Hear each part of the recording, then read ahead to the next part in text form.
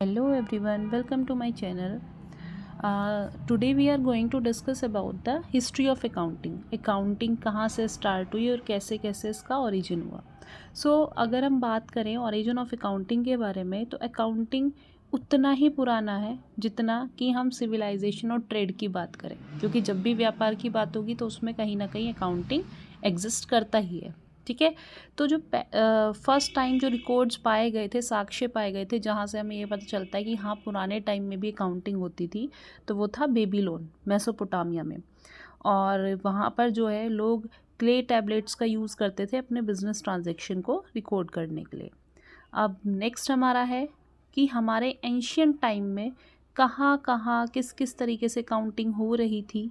तो अगर हम देखें तो इजिप्ट में जो है टैक्सेशन वगैरह के लिए और जो भी वहाँ पर सारा पैसा आता था, स्टेट रिसोर्सेज वगैरह जो थे उनको मेंटेन करने के लिए रिकॉर्ड्स बनाए जाते थे, वो भी अकाउंटिंग का ही पार्ट होता है. ग्रीक और रोमन्स जो थे वो भी कैश रिसीट्स और पेमेंट्स का रिकॉर्ड रखते थे. ठीक है. और यहाँ पर जो रोमन्स थे वो डे बुक और लेज़र दोनों मेंटेन करते थे. ठीक है. और इसको डे बुक को कहा जाता था एडवर्सारिया और लेज़र को कहा जाता था कॉडेक्स. अब अगर सबसे इम्पोर्टेंट पॉइंट जो कि हमारा हिस्ट्री ऑफ अकाउंटिंग में आता है वो है कि फादर ऑफ अकाउंटिंग कौन थे.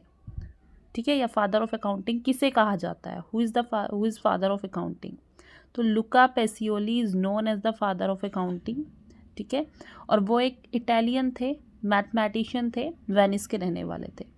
उनकी एक फेमस बुक थी जिसका नाम था, ये शॉर्ट नेम यहाँ पर है, वैसे तो ज़्यादातर शॉर्ट नेम से ही देखा जाता है लेकिन यहाँ पे ये आपको पूरा नेम लिखा हुआ है, सुमा दी अरिथमेटिका जियोमेट्रिया प्रोपोर्शियनल एट प्रोपोर्शियनलिटा.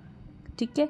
ये इनकी बुक थी और ये इन्होंने 1494 में लिखी थी और ये लैटिन लैंग्वेज में लिखी गई थी. बाद में इसका जो है इंग्लिश ट्रांसलेशन किया गया था ह्यूज ओल्ड कैसल द्वारा, उन्होंने 1543 में किया था.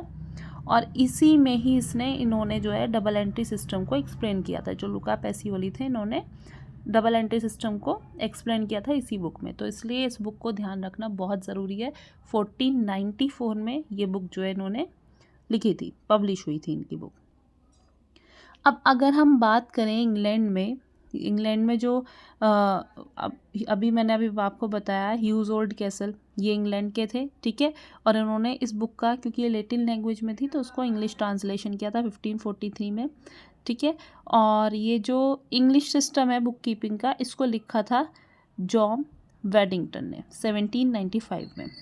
अब अगर हम बात करें जो आज के टाइम की अकाउंटिंग है उसका ओरिजिन, उसका जो शुरुआत थी वो कहाँ से हुई, तो इंडस्ट्रियल रिवॉल्यूशन के टाइम पर जो हमारी अकाउंटिंग थी वो ज़्यादा सिस्टमेटिक बन गई. क्योंकि देखो जितनी ज़्यादा इंडस्ट्रीज़ होंगी उतना ज़्यादा ही हमें रिकॉर्ड मेंटेन करने की ज़रूरत पड़ेगी और उसी के अकॉर्डिंग इम्प्रूवमेंट्स भी हुए थे. तो इंडस्ट्रियल रिवॉल्यूशन के टाइम पर जो है अकाउंटिंग थोड़ी ज़्यादा सिस्टमेटिक हो गई थी.